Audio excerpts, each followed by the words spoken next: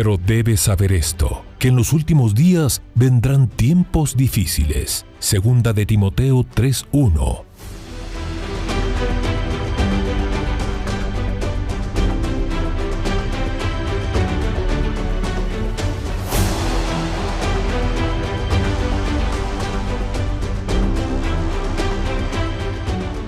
Mas para vosotros los que teméis mi nombre, nacerá el sol de justicia, y en sus alas traerá salvación.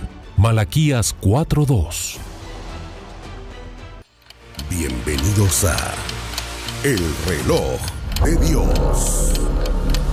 Las noticias actuales con el enfoque bíblico que muestra nuestro tiempo y ubicación. El enfrentamiento entre palestinos y la policía israelí en la explanada de las mezquitas. A medida que la guerra continúa, el número de personas que huyen. Buenas noches, bendiciones. Les damos la más cordial bienvenida a nuestra audiencia, a este programa del Reloj de Dios, aquí desde la ciudad de Guatemala en el estudio 16. Pasamos a darle la más cordial bienvenida a nuestra hermana Leti Enríquez, nuestra amada anfitriona. Es un placer tenerla aquí. Apóstol Sergio Enríquez, bienvenido. Es un placer tenerlo aquí también. ¿Y cómo se encuentra hoy? Muy bien, bendito sea el nombre del Señor. Dándote la bienvenida a ti también y saludando a Elcita donde quiera que ande.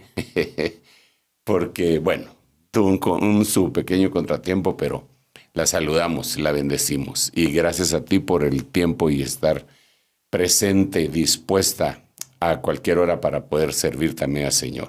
Así que me siento muy bien, me siento muy gozoso, me siento lleno de alegría y de gozo, que no son las mismas cosas, algún día lo vamos a explicar, no hoy, de estar acá en el Reloj de Dios. Pues es un privilegio estar aquí para mí. Le mandamos unos saludos especiales a Elcita, nuestras bendiciones, y por el día de hoy estaré con ustedes. Para mí es un gran privilegio.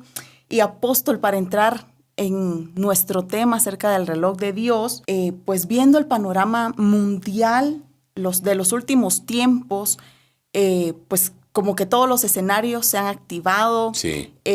Tantas situaciones que últimamente estamos viendo, mega huracanes, policrisis, situaciones tan peculiares que los periodistas expertos le han dado un nombre, un término específico que es los nunca antes vistos. Sí.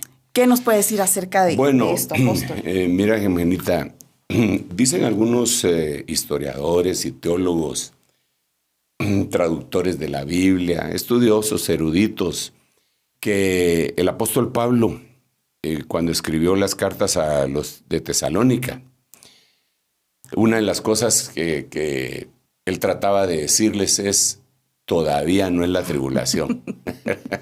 Porque si leemos en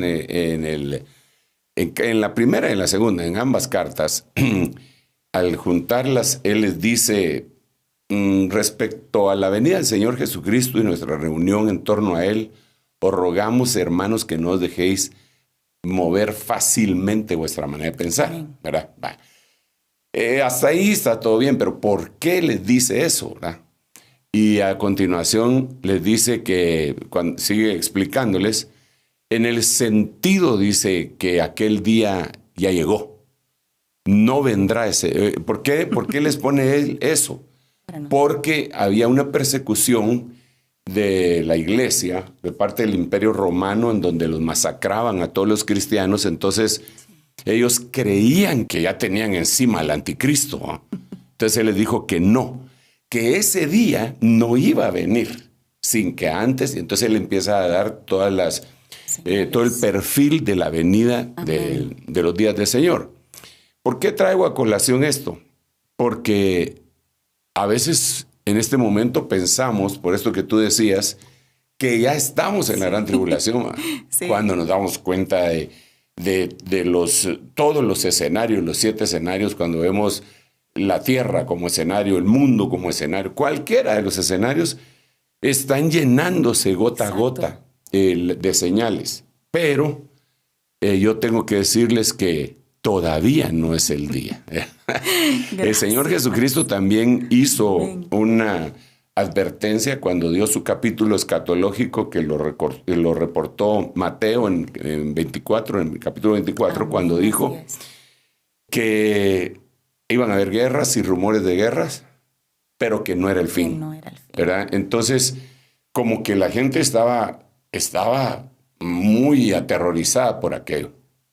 Cuando avanzamos en el tiempo, nos damos cuenta, según la historia, que en el año 1000, cuando se cumplieron 1000 años en el calendario gregoriano, se decía que Jesús iba a venir en el año 1000, ¿verdad? Y todo, si leyéramos historia y chequeáramos todo lo que pasó ahí, nos damos cuenta de aquella situación tan complicada en el año 1000. Luego empezaron a venir otros años y nosotros vimos en el año 1900, desde los 60, 70, se empezó otra vez a decir, ahora sí viene. En 1988 incluso se escribió un libro que se llamaba 88 razones por las cuales el Señor va a venir. En la traducción al español decía, puede venir. Pero el original, que era el inglés, decía 88 razones por las cuales el Señor vendrá en 1988. ¡Qué afirmación! Era una afirmación. Entonces, no vino, gracias a Dios, porque yo creo que algunos ni siquiera habían nacido, mucho menos de nuevo. Pero después, en el año 2000, otra vez con el famoso Y2K. Entonces, todo esto podría... como el cuento de Guillermito, que ahí viene el lobo, y ahí viene el lobo, y ahí viene el lobo, y cuando de veras venía, y él gritó, ninguno estuvo atento. Entonces nosotros tenemos que poner el equilibrio. Amén. Nosotros estamos esperando la venida del Señor Jesucristo, definitivamente. Amén. Y sin embargo, pues con respeto a los hermanos de Tesalónica, a los del año 1000, a los del año 1988, a los del año 2000, tenemos que decir que las señales que no se vieron en aquel tiempo sí se están dando acá. Yo diría que la única señal que yo no he logrado ver palpablemente, es la construcción del tercer templo, que se le llama el tercer templo, ¿verdad? Que ahí empieza algunos a querer discutir si es un templo de Dios o no es templo de Dios. Pero la Biblia sí dice en Tesalonicenses que es el templo de Dios y que el anticristo se va a sentar en el templo de Dios haciéndose pasar como Dios. Entonces, en este momento no hay templo. Entonces, algunos teólogos dicen, ese no es un templo literal, dicen ellos, como el que tenían los judíos, porque la Biblia dice en 1 Corintios 6, o ignoráis que vosotros sois templo de Dios. Entonces ellos lo tratan de llevar a decir, y que es una bonita explicación, que no la rechazo totalmente, pero no la pongo como absoluta de ninguna manera, escatológicamente hablando, en donde ellos están diciendo que el anticristo se quiere sentar en el templo, en la iglesia, en nosotros, ¿verdad? Sin embargo, ese argumento queda derrumbado con Apocalipsis capítulo 11, porque en Apocalipsis capítulo 11 el apóstol Juan dice, y vi un templo, y me dieron una vara de medir, y me dijeron que midiera el templo y a los que adoran en el templo. Entonces, a los que adoran en el templo serían el templo espiritual. Entonces, no puede estar hablando del templo espiritual, sino que tiene que ser el templo físico. Sí. Definitivamente yo creo que el templo tiene que estar. Y no lo veo. Lo que sí veo, Jimenita, en un viaje que el Señor me permitió hacer esta última vez antes que todos estos eventos en Israel empezaran a acontecer, fue una escuela, una yeshiva, le dicen ellos, porque yeshiva en hebreo, una escuela en donde se pone todo lo concerniente al oficio sacerdotal. Y lo están enseñando. Sí, pero están enseñando el oficio, pero están enseñando el altar de bronce, Solo no tienen ahí, no tienen el candelero de oro ni el arca del pacto, pero todos los demás elementos sí lo tienen. Los tienen listos. Los tienen listos. Entonces, uno entra y lo pasan a un como teatro, lo sientan ahí y sale alguien a explicar y todo con sus vestiduras sacerdotales y todo, y después lo pasan al otro lugar, como que uno estuviera en Disney World, ¿verdad?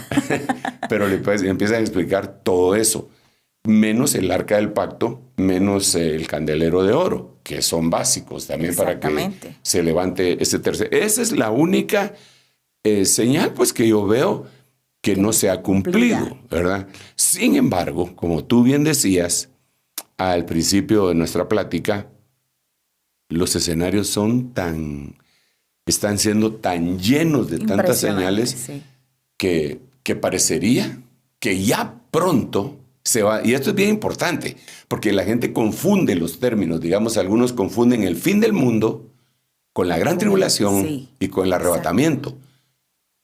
Por ejemplo, yo he oído a algunos ministros incluso, he oído decir, no puede venir porque la Biblia dice este evangelio se predicará en todas las naciones y después vendrá el fin. Y no ha llegado este evangelio a ser predicado a todas las tribus de la Amazonia o de saber qué lugares. Claro, pero hablemos de qué fin está hablando ahí. Si es el fin de la iglesia no lo creo. Si es el fin del mundo, si es el fin de Israel, entonces no se puede ser tan enfático para decir, no. Otros dicen, el día y la hora nadie lo sabe. Entonces, como nadie lo sabe, no es hoy. Eso no tiene sentido. Claro. Nadie sabe cuándo va a venir, pero ellos sí saben que hoy no puede venir. Y la inminencia nos dice a nosotros que puede venir hoy mismo, a esta hora, porque eso es algo por lo cual nosotros deberíamos de estar pendientes y apresurándonos para la venida del Señor. Así que bueno, a mí se me enciende un poco la llama o bastante cuando hablo de la temática esta, porque creo que una de las funciones a las que Dios me llamó fue a despertar a la gente con estas realidades. Pero sí, la policrisis, las noticias, las cosas que nunca antes se han visto, ahora las estamos viendo.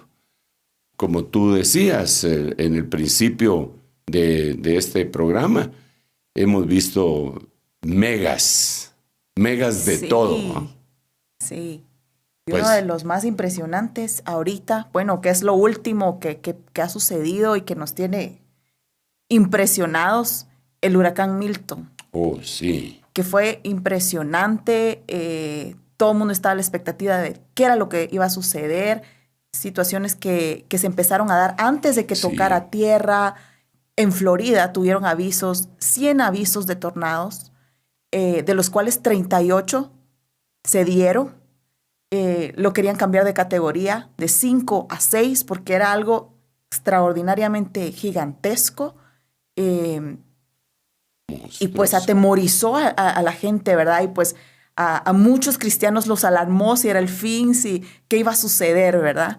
¿Qué opina? ¿Qué opinión le merece? Sí, bueno, para empezar, te diría que nos hizo orar un poquito más. Amén. Aunque yo estaba en el extremo sur, trabajando para el Señor en Santiago de Chile, orando por todos nuestros hermanos que por donde iba a pasar ese huracán, que estaban en toda Florida, sobre todo, ¿verdad? Porque fueron los más afectados. Sí. Pero tenemos hermanos en todo eso de por ahí. Así que, para empezar, lo que opino es que nos puso a orar un poco más, ¿verdad? Y recordarnos de nuestros hermanos y que le agradecemos a Dios que estén sin ningún daño personal. Gracias, amén, damos a Dios, muchos de ellos que se me vienen a la mente ahorita, hermano Tosifuentes, Lisney Font, el hermano Manuel Solís, el hermano Gerardo Díaz, bastantes hermanos, ¿verdad? Ya cometí el error de empezar a decir nombres. Nombrar. Pero oramos por toda la iglesia, amén, y también por el Estado. Eso en primer lugar. Pero en segundo lugar, respecto a lo mismo, es impresionante, como tú dices, porque no se había dado un huracán de esta categoría, Sí. del cual se había hablado que iba a ser categoría 5 y que no llegó a 5, sino que 4. El último que tuvimos noticias por ese lado fue Katrina, hace años, ¿verdad? Que devastó Nueva Orleans, Houston y Texas, pues entró por Texas. Pero ya uno, que digan ya 6, que se rompa que se rompa esa línea, ese margen, ese estándar, es complicado.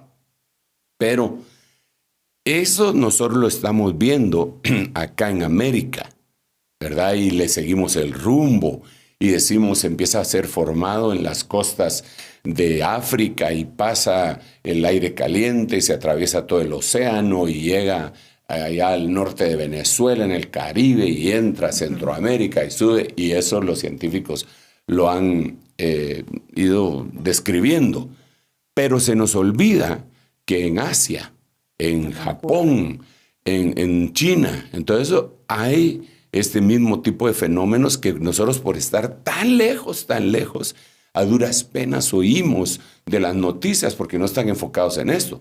Sí. Pero la temática, tanto allá como acá, es muy importante, porque esto fue lo que dijo el Señor en Lucas capítulo 21, cuando dijo que las naciones enteras, o sea, no iba a ser solo una región, las naciones enteras iban a estar en angustia, en expectativa de las cosas que vendrán por el rugido del mar y de sus olas. Amén. Entonces, pero el Señor dice que cuando estas cosas empiecen a suceder, erguíos y levantad vuestras cabezas porque vuestra redención se acerca. Entonces, lo que podemos ver es que esta situación que los meteorólogos la pueden describir, explicar, aire frío, corrientes caliente, fría, corriente del niño, de la niña y de todo lo que quieran, que se los recibimos y que nos ayuden y que nos vayan ilustrando más y más, está en la Biblia como una señal del pronto advenimiento del Señor. Amén. Y cada vez se va incrementando más y más. Es una cosa de locos, ¿verdad? Entonces es terrible. No sé si tendremos ahí algunas notas de estas con los hermanos, pero es importante que cuando lo veamos, que cuando veamos ese tipo de noticias, nosotros lo vinculemos con lo que dice la Biblia. Por eso hay que leer la Biblia, no solo Amén. oír noticias. Amén. Sí, los hermanos pues han preparado un material acerca, realmente como usted decía, nos hemos enfocado más en el área en donde estamos viendo todos los huracanes que tocan América, ¿verdad? Y han preparado un material sobre los huracanes más fuertes que han tocado, sobre todo Estados Unidos, que ha sido uno de los países más afectados. Está en toda la historia de cómo han venido dañando el país, y que terrible. Este huracán Milton fue algo impresionante, ¿verdad? Vamos a proceder a ver el material que tenemos. Perfecto.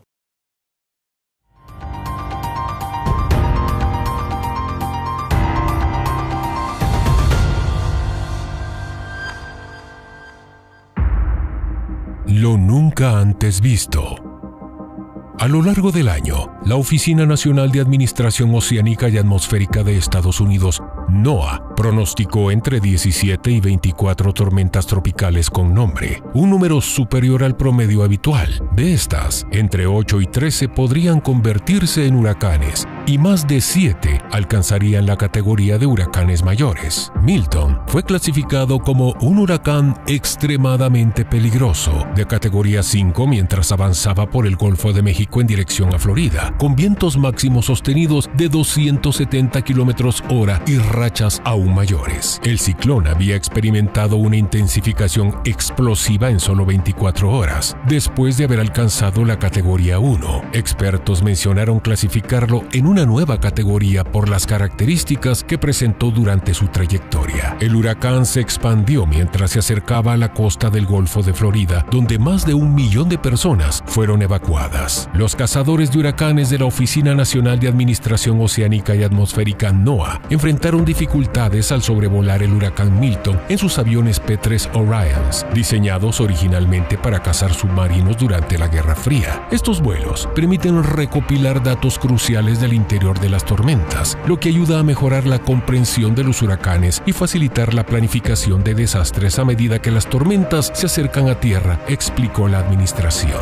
Milton tocó tierra en la costa oeste de Florida, pero los mayores estragos se produjeron a más de 100 millas de distancia en la costa este del estado. Al menos 10 personas murieron en el condado de St. Lucie y más de 3 millones de usuarios quedaron sin electricidad. Aunque Milton terminó su paso por Florida, continuó produciendo fuertes vientos y lluvias a medida que se alejaba de la costa. Simultáneamente, el Servicio Meteorológico Nacional emitió más de 100 avisos de tornado y observadores entrenados reportaron al menos 38 avistamientos de tornados. Florida, un estado que aún se recuperaba de los daños causados por el huracán Helena, que impactó la región de Big Bend como categoría 4, enfrentaba a esta nueva amenaza. Helena había sido catalogado como el segundo huracán más mortal en Estados Unidos continental en los últimos 50 años, tanto que se le comparó con el huracán Katrina en el 2005. El huracán Milton fue declarado como un ciclón posttropical en el Atlántico Norte, según informó el Centro Nacional de Huracanes NHC. Milton presentó vientos sostenidos de 113 km/h durante este tiempo. Los huracanes Milton y Helena han causado desastres devastadores en el sureste de Estados Unidos. El huracán Milton dejó al menos 16 muertos, 2.4 millones de personas sin electricidad y 80,000 evacuados en Florida, además de causar tornados en St. Lucie. Aunque el ciclón se debilitó y se convirtió en tormenta posttropical, su rápida intensificación fue alimentada por aguas inusualmente cálidas, un fenómeno exacerbado por el cambio climático y el Niño. Por su parte, el huracán Helena, el más mortífero desde Katrina, dejó más de 200 muertos y causó pérdidas económicas entre 30.500 y 47.500 millones de dólares, afectando a 16 estados, especialmente en Carolina del Norte. Los huracanes más devastadores que han impactado a Estados Unidos. A lo largo de la historia, Estados Unidos ha sido golpeado por algunos de los huracanes más potentes y devastadores. Estos ciclones han dejado miles de víctimas y enormes pérdidas materiales. 10 de agosto 1856, huracán Last Island.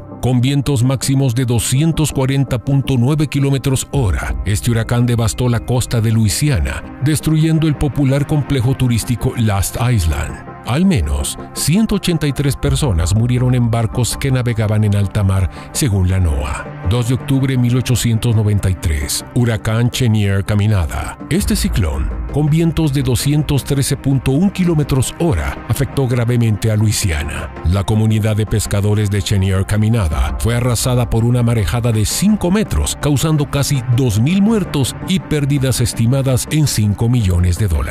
9 de septiembre de 1900, huracán Galveston. Este huracán de categoría 4, con vientos de 222.4 km/h, golpeó el puerto de Galveston, Texas, convirtiéndose en uno de los desastres naturales más mortales en la historia de Estados Unidos, con aproximadamente 8.000 muertos y la destrucción de 3.600 edificios. 18 de septiembre de 1926, huracán Great Miami. El ojo de este huracán de categoría 4, con vientos de 231.7 km/h, pasó sobre el centro de Miami, causando daños estimados en $105 millones en 1926. Se reportaron oficialmente 373 víctimas, pero otras fuentes creen que hasta 800 personas pudieron haber muerto. 3 de septiembre de 1935, huracán Labor Day, con vientos de 296.5 km/h. Este es uno de los huracanes más intensos registrados en tocar tierra en Estados Unidos, principalmente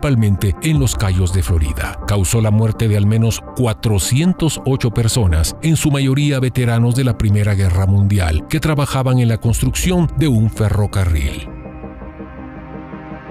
21 de septiembre de 1938, huracán Great New England. Este huracán golpeó Long Island y el sur de Nueva Inglaterra con vientos de 194.6 km/h, causando una devastación considerable. Años más tarde, Wilma, de similar intensidad, azotó Cozumel y Florida en 2005, dejando daños por $19,000 millones.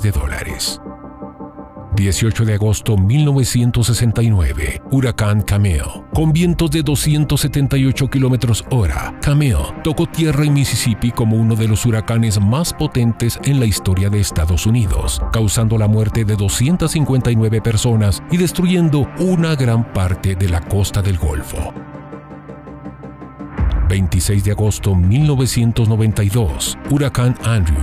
Este ciclón golpeó Homestead, Florida, con vientos de 268.7 km/h, causando daños por $27,300 millones y dejando al menos 26 muertos. Es recordado por su rápida intensificación, dejando a los residentes menos de 36 horas para evacuar. 29 de agosto 2005, huracán Katrina. Katrina impactó cerca de Grand Isle, Luisiana, con vientos de 203.9 km/h. Es considerado uno de los huracanes más mortíferos, con al menos 1,833 muertos, especialmente en Nueva Orleans, debido a la ruptura de los diques que provocó inundaciones masivas. 10 de octubre 2018, huracán Michael. Michael, con vientos de 259.5 km/h, azotó la región de Panhandle en Florida como un huracán de categoría 5, siendo el más intenso de la temporada de huracanes de 2018. Sus efectos se extendieron hasta Georgia, causando devastación en ambos estados. 23 de septiembre 2024,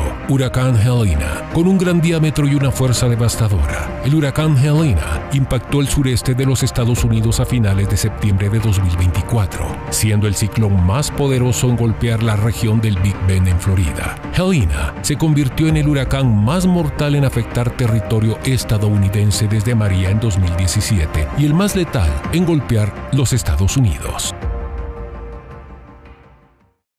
Bueno, es impresionante lo que vemos en este video, en estas noticias que nos han compartido los hermanos, y una de las preguntas que surge inmediatamente: ¿por qué Estados Unidos ha sido tan golpeado por huracanes de esa forma tan agresiva? Sí. Bueno, creo que tenemos que estar conscientes que es todo el mundo el que es golpeado. Sin embargo, sí, sin lugar a dudas, los más poderosos huracanes han pegado ahí. Nosotros hemos tenido nuestra parte también aquí con el huracán Mitch. Me recuerdo yo, el Andrew también golpeó por acá. El Mitch hizo retroceder la economía de ya algo atrasada de Honduras, El Salvador y Guatemala. Dicen que como 20 años. O sea, fue complicado. Pero volvamos a la pregunta. A mí se me viene a la mente dos cosas para más o menos resolver ese cuestionamiento.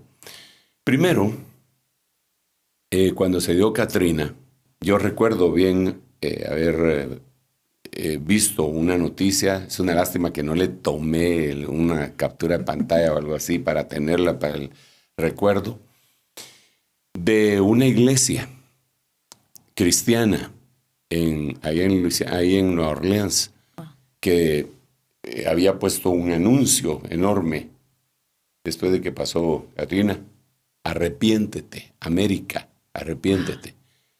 Y la noticia que habían metido a la cárcel al pastor por haber puesto esa noticia, ¿verdad?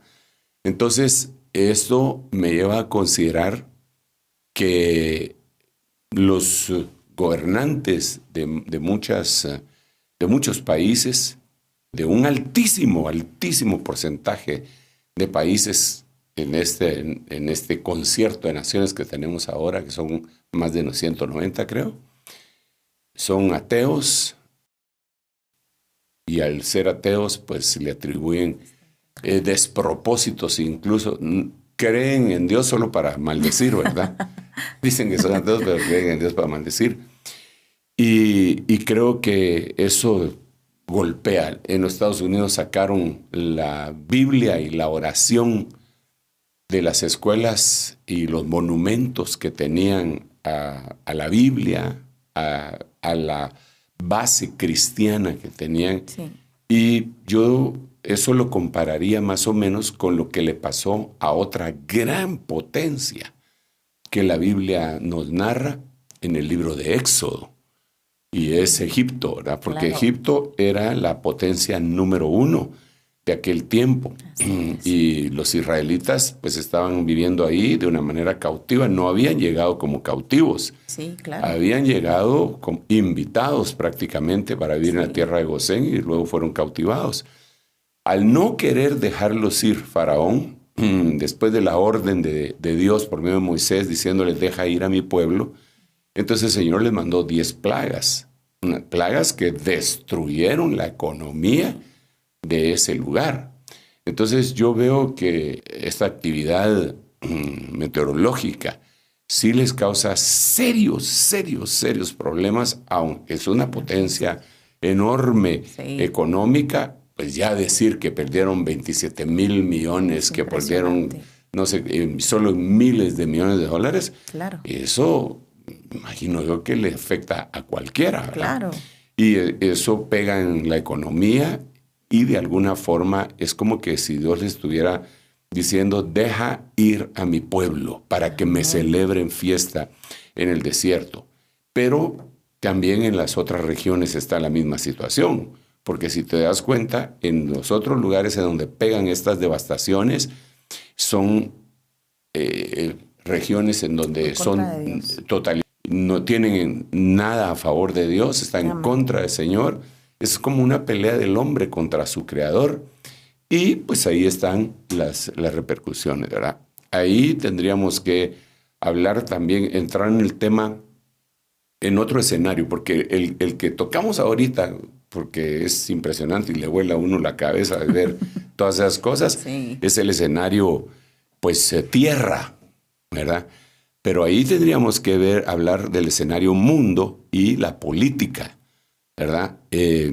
Porque creo que esto va de la mano con todo lo que está aconteciendo. Definitivamente. Otro de los textos, antes de devolverte el tiempo, otro de los textos que no debemos de perder de vista es, ha llegado el tiempo de destruir a los que destruyen la tierra. Esto es bien importante. Te voy a decir por qué. Porque habría que ver en las noticias, en los análisis, en las estadísticas que están a la orden del día, quiénes son los que más daño le causan al planeta. Claro. Como para decir, los que destruyen la tierra. ¿Quiénes son? ¿Y cómo? ¿Quiénes y cómo? Digamos, por ejemplo, había un tratado de Kioto, no de Tokio, sino que de Kioto, al revés, ¿verdad? En donde se restringía el uso de algún tipo de armamento y también se cubría lo ecológico. Y los países en donde más pegan estos eventos son los países que no firmaron ese tratado. Y son los que más emisiones de carbono producen, como Estados Unidos y la China. Claro. Y ellos dos dijeron no. Y, o sea, y de ahí es de donde brota todo lo demás y esos son los que más pues, consecuencias de este tipo tienen. Así que la Biblia nos narra, nos dice, no os engañéis. Dios no puede ser burlado. Amén. Todo lo que el hombre sembrare, eso también segará. Así es. Apóstol, aquí se nos va el tiempo rapidísimo. Vamos a tomarnos un momentito, vamos a hacer una pausa y regresamos con más del tema. Perfecto. En un momento regresamos con El Reloj de Dios. Estamos de vuelta con El Reloj de Dios. Estamos de regreso de la pausa y le damos la bienvenida a los que se nos acaban de unir y también queremos invitarles a quienes tengan preguntas a poder hacerlas a través del número que aparece en pantalla. Ahí puede dirigir sus preguntas y pues las estaremos contestando próximamente. Apóstol, regresando al tema, usted decía que teníamos que ver pues quiénes son los que causan realmente, pues son países, son gobiernos, que en realidad se convierte en lo que llamamos la policrisis, ¿verdad? En todo lo que se está dando en ese en ese aspecto, las guerras, ¿verdad? Lo fuerte de la guerra de Israel con Irán, Sí. con los grupos terroristas. ¿Qué nos puede decir al respecto de esto? Sí, otra vez vemos los escenarios. Yo creo que la forma más segura de ir viendo toda la noticia desde la óptica cristiana escatológica son los escenarios que hemos planteado. Claro. Tierra, mundo, Babilonia, iglesia, cosmos, Israel, familia. Son 7 escenarios que están entrelazados y que nosotros, para poder desgranar y explicar de una manera más didáctica, los hemos apartado, ¿verdad? Me imagino aquellas películas de futuristas en donde en una pantalla le hacen así y para allá y todos los escenarios, las ruedas se mueven. Pero estas al juntarse son una explosiva revelación. Entonces, una de las cosas que yo veo es que la guerra que se está dando francamente empezó desde los 1900, los primeros años, ¿verdad?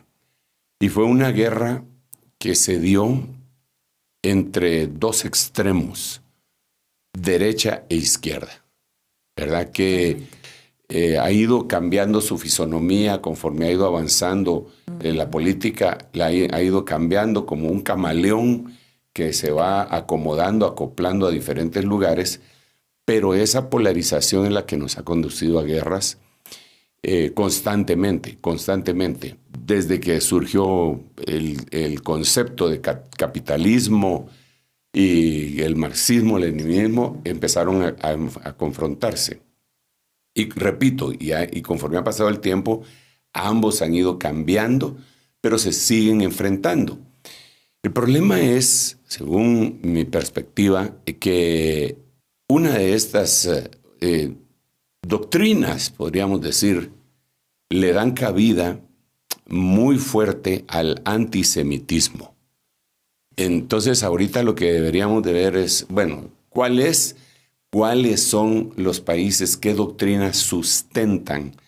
Si son de derecha o como ellos les dicen, ultraderecha, o si son de izquierda, los que le han dado la espalda a Israel, ¿verdad? ¿Por qué razón menciono a Israel en este conflicto? Porque Zacarías dice que Jerusalén será una piedra pesada para todas las naciones y una copa de vértigo, y que todo aquel que se meta a querer dañar eso será severamente desgarrado. Entonces, cuando nosotros vemos países como España, como Francia, y que están sustentados en una izquierda progresista, Sí. le han dado la espalda a Israel, incluso ahorita la están amenazando de cortarle pues el suministro de armas para que ellos no se puedan defender en contra de las 9 frentes que se le han Que están abiertos. ¿Verdad? Entonces eso ya denota que se va como perfilando más y más hacia la destrucción, hacia el día final del Armagedón, de la guerra de Gog y Magog, de que se seca el Éufrates y los reyes del Oriente avanzan. Y eso, pues, es decir, yo no estoy hablando ni a favor ni en contra de esas doctrinas, solamente estoy hablando desde el punto de vista bíblico, lo que dice en la Biblia que va a suceder. Entonces, ahorita tenemos un serio, pero serio, muy serio conflicto a nivel mundial. Nosotros somos bendecidos estando en la región en donde vivimos, porque oímos rumores de guerra, pero no estamos en medio de la batalla, literal. Como puede estar Ucrania, Rusia, como puede estar Turquía, como puede estar Israel, sobre todo, ¿verdad? Con Hezbollah, con el grupo terrorista Hamas, con los hutíes, con Jordania, con Irak, con Irán, con Yemen, que es una guerra tremenda. Pero esto se suma en este momento tan caótico como, mira, es impresionante, ¿verdad? Cómo se va poniendo en un tablero de ajedrez bélico. Digamos, todo Occidente ha estado armando a Ucrania para que resistan a Rusia. Sí, así es. Todo Occidente ha estado armando a Ucrania para resistir a Rusia. Te viene Rusia y está armando a Irán para que resista a Israel. O sea, como el payback. Sí. Ajá. Entonces eso Claro. pone en altísimo conflicto y peligro que esto se convierta y escale a una guerra mundial, en donde aquellos con armas soviéticas ataquen a Israel, Israel con armas estadounidenses ataquen a Irán y en Ucrania también. Entonces, hacia dónde va es a una conflagración mundial, pero no se queda ahí la cosa, ¿verdad? Porque ya ahí está suficientemente seria. Sin embargo, vemos a una potencia emergente, una potencia emergente económica bélica como es la China, rodeando a Taiwán, Sí. que está dirigida y protegida por Estados Unidos. Y vemos también recientemente, y ha corrido la noticia, de que buques y aviones de combustible norteamericanos se dirigen al Golfo Pérsico y algunos ya están ahí. O sea, ya tienen el combustible ahí y esto lo que deja ver es la preparación para una guerra. Es decir, ya tenemos aquí todo, no solo armas, Claro. tenemos combustible y todo.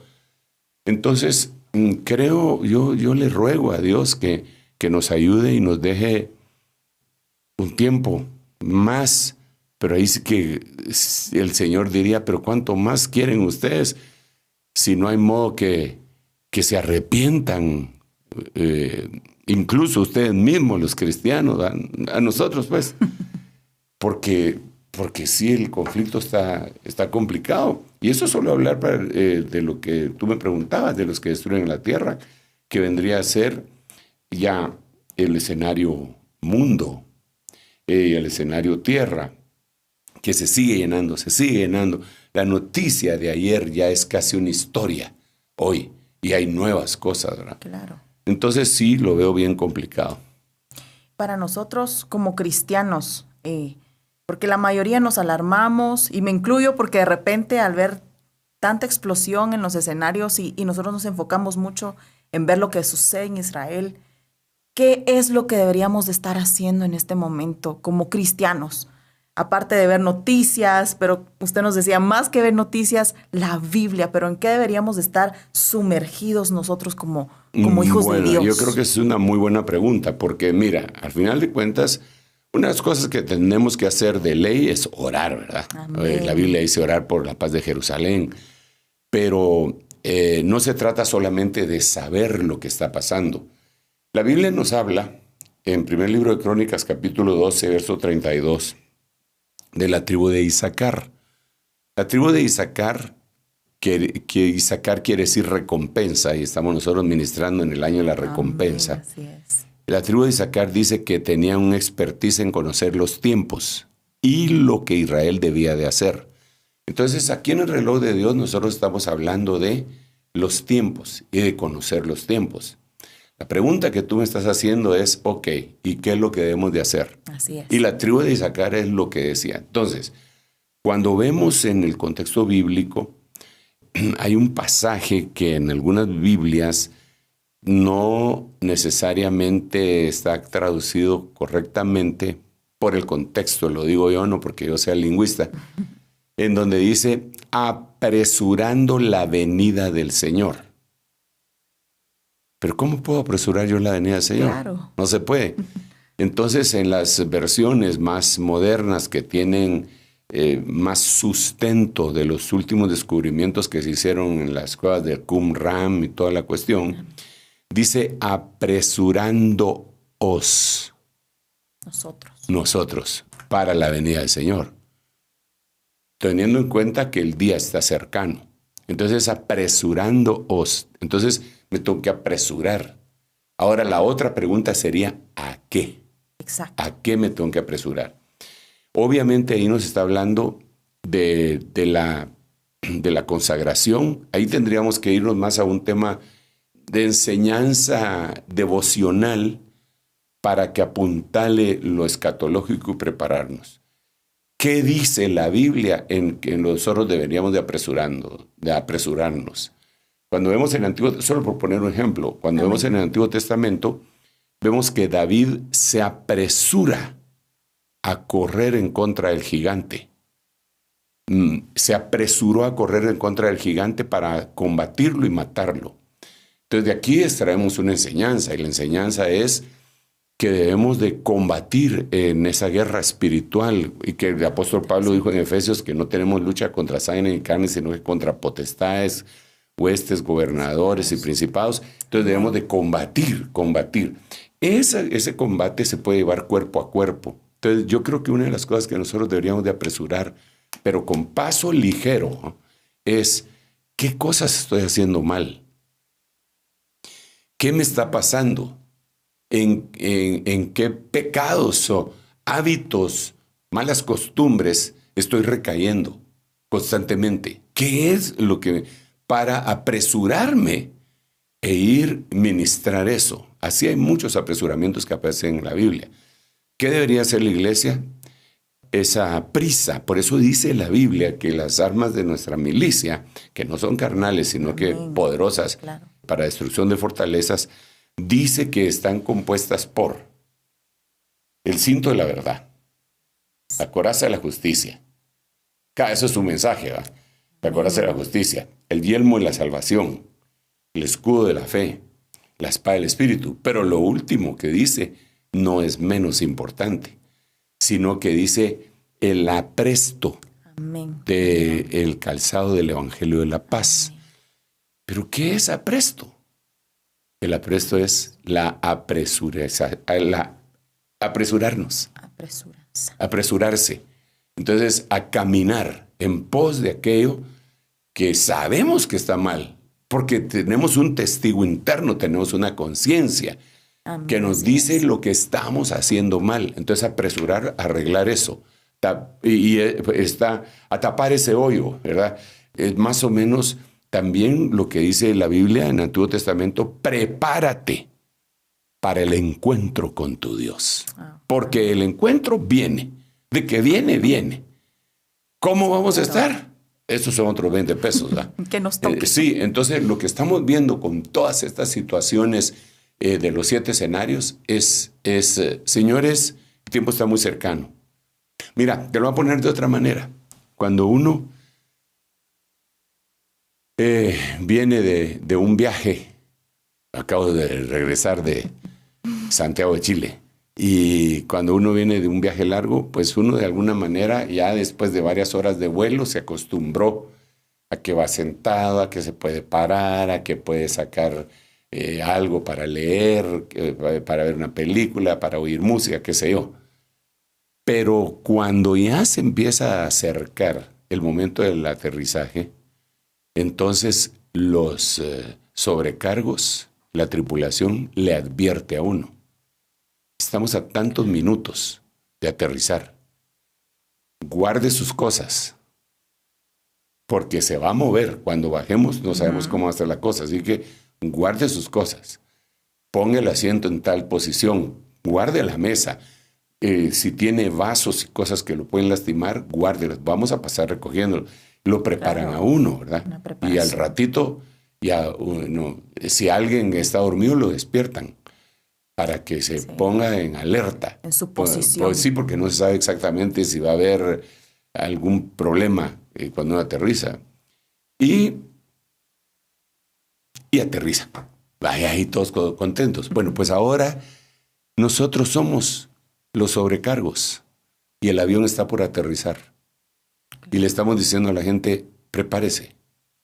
Prepárese, porque si usted, por andar de curioso, anda entre los pasillos y esta cosa aterriza, usted va a volar por allá. Sí. En este caso, el cristiano que no se prepare va a sufrir pérdida muy, muy, muy fuerte. Entonces, esta es una advertencia para todos. Para el capitán de la nave, para los sobrecargos, para los que van volando, es una advertencia, me parece. Eso sería digo yo. Pues. Wow, sí, es una reflexión que nos que nos hace ahí sí que poner las barbas en remojo y enfocarnos en lo que realmente debemos hacer, ¿verdad? Yo creo que sí, el Señor está llamando nuestra atención y una atalaya hablándonos acerca de lo que viene, ¿verdad? No tan enfocados en el mundo, sino nuestros ojos puestos en el cielo, ¿verdad? Así es. Ese debería ser nuestro objetivo cuando hablamos esta temática. Y yo quiero resaltar, quiero enfatizar que nuestro propósito no es asustar a nadie. No es que hoy no voy a poder dormir. No. Al contrario, la Biblia dice que Dios a su amado le da el sueño. Y otras versiones ponen que Dios a su amado le da mientras duerme, ¿va? Pero esa es otra cosa. El punto central es que yo no estoy tratando de asustar a nadie. El mundo está tratando de asustarnos a todos con todo lo que está sucediendo. Y que sería demasiado volverlo a explicar y lo seguiremos haciendo. No nos vamos a cansar de hablar de todos los movimientos telúricos, de todos los eventos cósmicos. Acaba de pasar un cometa, acaba de pasar un eclipse, acaba de pasar las fiestas judías, acaban de coincidentes con ese eclipse. O sea, todos los eventos se están relacionándose entre sí. Tenemos una pregunta de nuestra hermana Leti. Por favor, adelante. Apóstol, en la Biblia dice que en los últimos tiempos miraremos señales en los cielos como nunca antes se han visto, ¿verdad? Entonces están anunciando que del 12 de octubre al 28 de octubre se va a ver un cometa como nunca antes se había visto y que va hasta dentro de 80,000 años se va a volver a ver. Y que del 12 de octubre al 28 ya se puede ver cuando se va poniendo el sol, cuando va bajando el sol, ya se puede ver el cometa en algunas partes del mundo. ¿Qué opinas tú de eso?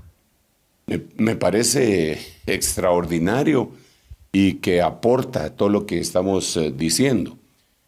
Por varias causas, ¿verdad? Por el texto que tú decías, el texto que aparece en el libro de Joel capítulo 2 y en Hechos capítulo 2, en donde dice, y daré señales en los cielos y en la tierra. Pero esas señales en los cielos las vemos también nosotros allá en la primera venida del Señor Jesucristo. Recordémonos que los llamados magos del Oriente, que no eran Melchor, Gaspar, ni Baltasar, ni Malhechor, ni Basaltar, ni Malgastar, ¿verdad? Aquellos famosos magos de Oriente, sabios de Oriente, vieron una estrella, ¿verdad? Que anunciaba la venida, la primera venida, el nacimiento del Señor Jesucristo.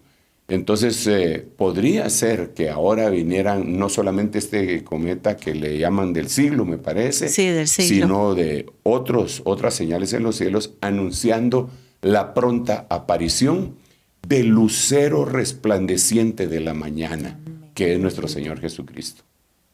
Amén. Amén. Gracias, apóstol. Hay una cosa, Jimenita, que yo quisiera dejar en el corazón de todos, de veras, que esa apresurándonos a nosotros es importante. Amén. Y es que debido al avance tecnológico, nosotros nos enfrentamos a peligros más allá de los que se enfrentaron nuestros padres, nuestros ancestros espirituales. Dentro de ellos está la inteligencia artificial, a la cual ya le hemos dedicado algunos capítulos de este programa, pero la inteligencia artificial yo veo cómo está permeando dentro del mensaje cristiano, ¿verdad? Haciendo y cosas de la iglesia emergente. Y ese es otro tema que no deberíamos de descuidar en el escenario iglesia, porque una de las profecías es que va a haber apostasía generalizada, y esa apostasía ya se está dando. Iglesias que dicen cualquier cantidad de cosas o están haciendo cualquier cantidad de cosas como entretenimiento. Claro. Dejaron que el entretenimiento se metiera en la devoción, ¿verdad? Y entonces eso puede conducir, pueden ser conductores, vectores de cosas que no provienen del cielo. Entonces es un llamado para que tengamos cuidado. Pero repito, no es para meterles miedo ni para volvernos paranoicos espirituales, ¿verdad? Sino que es para decir, cuidado, el Señor viene pronto. Yo quisiera utilizar este momentito para decirle entonces a nuestro amable auditorio que nos preparemos todos. A ti, Menita, a todos los hermanos, y seguiremos más adelante en este programa tan importante que creo que el Señor levantó para advertirnos a todos. Preparémonos, el Señor viene pronto. Amén. Me despido, te devuelvo el micrófono. Amén. Gracias, apóstol, por esta reflexión, por sus comentarios y hablarnos a la luz de la palabra acerca de lo que el Señor quiere decirnos a través de sus escenarios. Y amable audiencia, gracias por acompañarnos en este episodio más del Reloj de Dios. Les bendecimos y les esperamos en la próxima. Esto fue El Reloj de Dios. Un mensaje de esperanza en medio del acontecer mundial. Esta es una producción de Rema TV y Ministerios Ebenecer.